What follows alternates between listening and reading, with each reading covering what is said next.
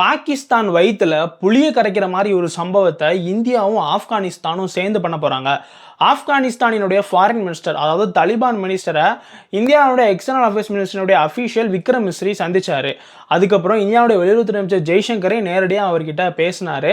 அதையும் தாண்டி பகல்காம் அட்டாக்கு அப்புறம் பாகிஸ்தானுக்கு எதிராக இந்தியாவுக்கு ஆதரவாகவும் தலிபான்கள் குரல் கொடுத்தாங்க.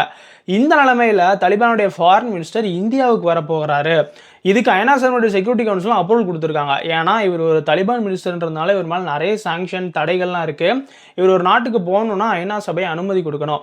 அந்த அடிப்படையில் இவருக்கு அப்ரூவல் கொடுத்துருக்காங்க. இவர் இந்த மாதம் இந்தியாவுக்கு வரப்போறாரு. தீவிரவாதத்தை எதிர்கொள்றது, இந்தியாவினுடைய நிறைய நிறுவனங்கள் ஆப்கானிஸ்தானில் இருக்கக்கூடிய வளங்களை எடுக்கிறதுக்கு அங்கே இருக்கக்கூடிய மைன்ஸில் இன்வெஸ்ட் பண்ணுறது, அதையும் தாண்டி இந்தியா ஆப்கானிஸ்தான் ட்ரேடை அதிகரிக்கிறதுன்னு ஏகப்பட்ட விஷயங்கள் ரெண்டு நாட்டு உறவு சார்ந்து வளரப்போகுது.